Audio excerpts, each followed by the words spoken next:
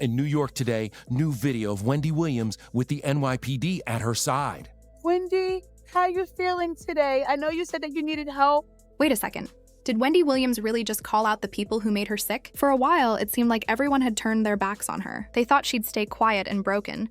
But now Wendy's fighting back and spilling everything. Rumor has it that there were people around her who intentionally made her sick, so they could control her life and drain her money. Reports claim Wendy had been given harmful substances for months, which caused her body to break down. What's even more shocking is that her son tried to raise the alarm long ago, but nobody believed him. People assumed he was after her money when, in reality, he was trying to save her. Now, it's becoming clear that he might have been telling the truth all along. A lot of fans are pointing fingers at Wendy's court-appointed guardian, Sabrina Morsi. Many believe she was part of the problem, not the solution. Before Sabrina came into the picture, Wendy was reportedly in much better shape. But once Sabrina took control, things started to fall apart quick. There are even claims that Sabrina spread false stories about Wendy being permanently unfit to manage her own life, even though evidence suggested she was improving. That's what made people suspicious.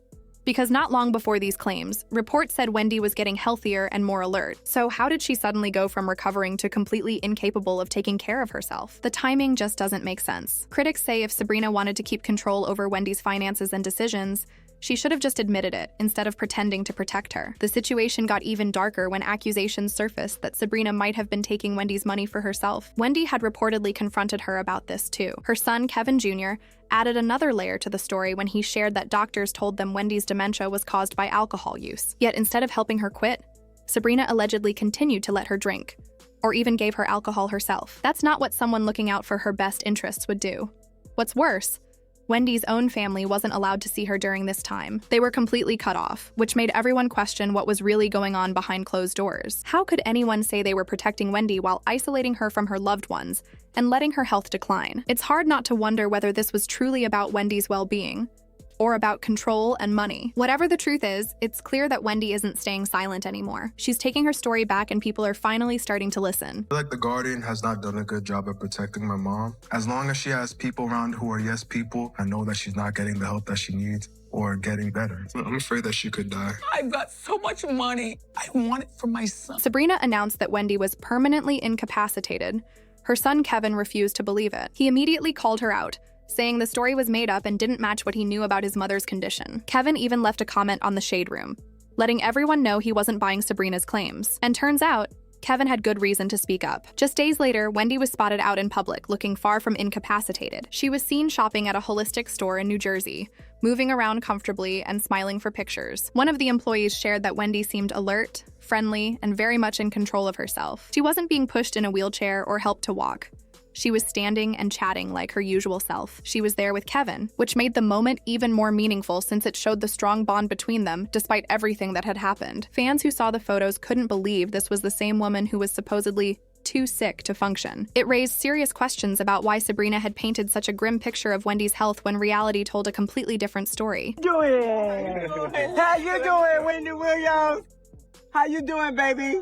You look good. Wendy has reportedly tried several times to free herself from the guardianship, but every time she's made a move, it seems like powerful people have stepped in to stop her. It's as if the system is designed to keep her trapped exactly where she is. Many fans have compared her situation to what Britney Spears and Kanye West went through. Both of them were also accused of being unstable, while others controlled their lives and money, starting to notice the pattern. Just like Britney, Wendy's being treated as if she can't make her own choices, even when she clearly shows signs of improvement. In Britney's case, she revealed during her court testimony that her own family gave her heavy doses of lithium, a strong medication that made her feel confused and powerless. They later used her behavior under the influence of that drug as proof that she was mentally unfit. Now, fans fear Wendy is facing something similar, that those around her are keeping her in a weakened state so they can keep control. It's heartbreaking to see someone who built a successful career and spoke her mind now fighting just to have her own voice heard again. I'd honestly like to sue my family, to be totally honest with you.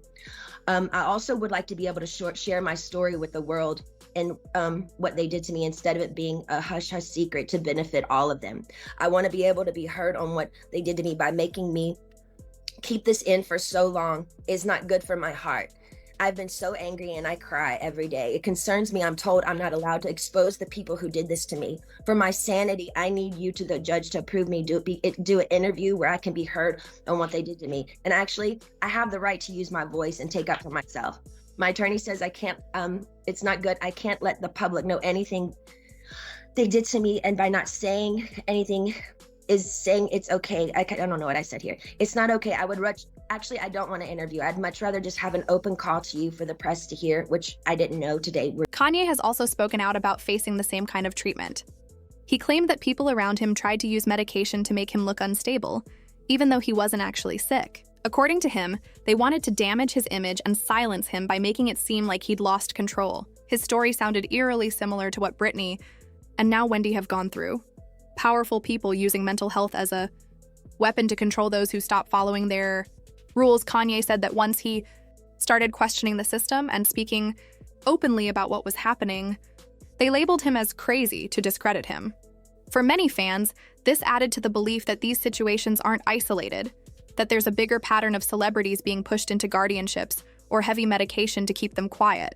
And now, with Wendy's case looking so familiar, people can't help but wonder if she's the latest victim of that same cycle. Saying is, look, they tried to medicate me. I was exhausted. They wrongly diagnosed me. And they when I asked them, how much lithium did you want to put me on exactly? It took them 4 days to answer because they were embarrassed about the amount, right? And I refused to take this, right? You understand that if I had taken the medication, I would not be here, and it would have been, he was deeply troubled. We miss him. We love his music, though. Well, they would have Britney Spears too.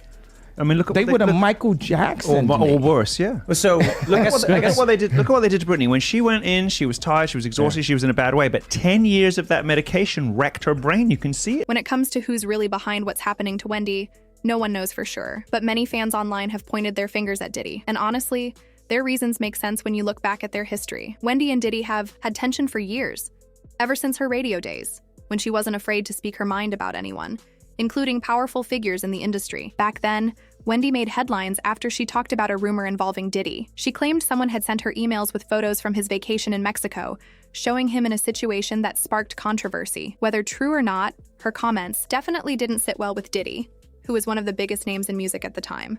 That moment reportedly marked the start of a long-standing feud between them. Some people believe that Diddy never forgave her for bringing his name into gossip that personal, and they think he might have used his power to make things difficult for her later on. While there's no solid proof linking him to Wendy's current problems, the timing and their rocky past have kept fans suspicious and talking nonstop about his possible involvement. A story about Wendy Williams. She got fired from Hot 97 because she had a picture of Puffy. So if you don't mind, give me the story from your point of view, and what was in the picture? We were in Cancun. For whatever reason, dude was playing with Puff. He went behind him and grabbed his trunks and pulled them down. Some girls that was taking pictures. They took that picture and emailed it back to Wendy Williams. Wendy Williams said she had him in a compromising position and like it was gay, something like that. She was gonna put it out.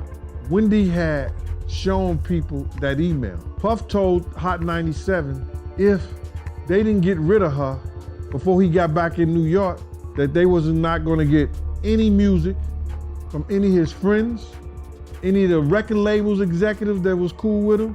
Everybody was gonna boycott their station. We was out in LA for about 3 days before we landed back in New York. Wendy Williams was in the radio station in Philly. She was fired. We come from a very homosexual era of hip hop as well. There was a radio personality once upon a time. Her name was Wendy Williams, and she was practically burned at the stake for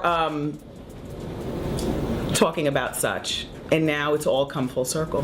There were many situations, none of which to talk about, but there were many situations back in the day in my career, and it's all coming full circle. There are even rumors that Diddy took things to another level after Wendy's comments. People claim he actually sent people to confront or even attack her at her workplace back in the day. Wendy herself has mentioned that she felt unsafe and believed people were sent to intimidate her after she exposed him on the radio. At the time, she was one of the few media personalities brave enough to speak openly about powerful figures in the music industry, and that made her a target.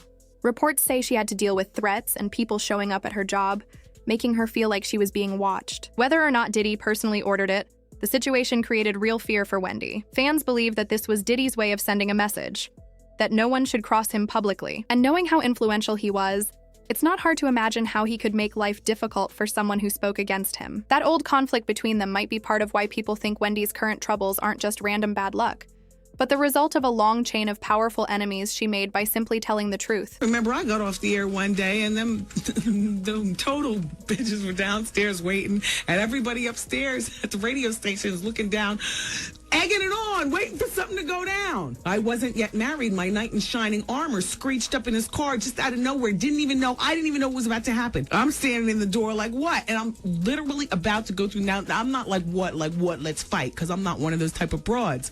And plus, there was 3 of them. The little Chinese man that drove the van that they were coming. There was no security or anything. It was just them 3 fighting broads. And me. And my coworkers had shot standing upstairs trying to look down to see it all jump off. They all knew. When I said goodnight to everybody, everybody's pressed up against the window. I didn't even walk or bother asking, what are you all looking for? Because, you know, when the clock strikes, it's time to go. It is time to go. I didn't get a chance to hit the sidewalk before I knew it, out of nowhere. And there's a whole bunch of rah-rah going on outside, and I'm still trying to figure out what the hell is going on. And I send Cower and Skell out on the sidewalk, and he comes back in and says, it's total outside. And they were about... Let's not forget when 19-year-old Shine ended up taking the blame for that infamous club shooting involving Diddy. While most people stayed silent, Wendy was one of the few who dared to question the entire situation. She openly asked why Diddy and Jennifer Lopez weren't being investigated more closely, which stirred major backlash at the time. Wendy didn't stop there. She also called out Diddy's relationship with Cassie years before anyone else did. Long before Cassie left him, Wendy was already warning that something wasn't right, proving once again that she wasn't afraid to speak uncomfortable truths. He ran out of the club so fast and got into the waiting SUV that it wasn't until he got into the truck that he realized that he left Jennifer behind, along with his bodyguard, Anthony Wolf. He just, ran. You know, forget it. That's a true sign of an itch bag, by the way.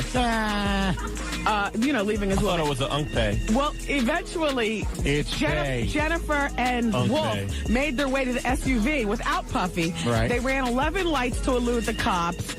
Supposedly it was Puffy, although people are saying they saw a female hand tossing a the window.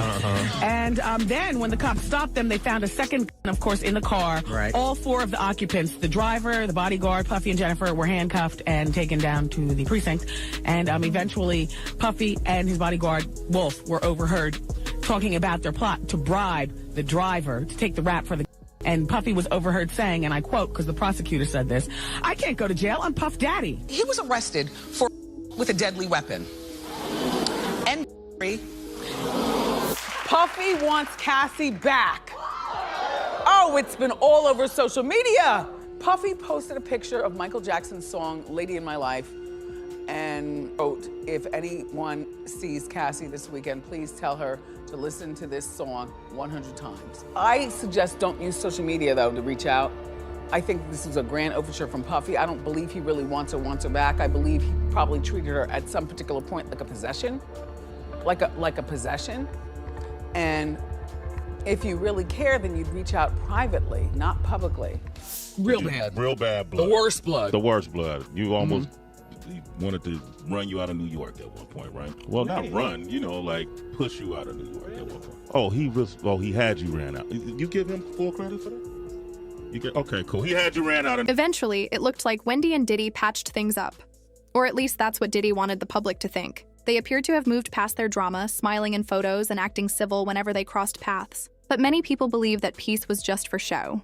Behind the scenes, there might still have been tension. By pretending everything was fine, Diddy managed to make sure no one would ever suspect him if anything bad happened to Wendy later. It was a clever move, keeping his name clean while quietly staying in the background of her downfall. Faye, it's been a long time coming. Yeah. And I want to just tell you how proud I am of you. Because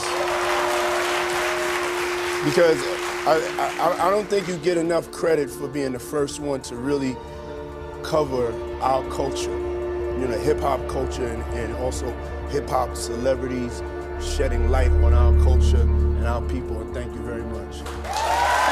During one of Wendy's later interviews with Diddy, viewers noticed a moment that felt unsettling.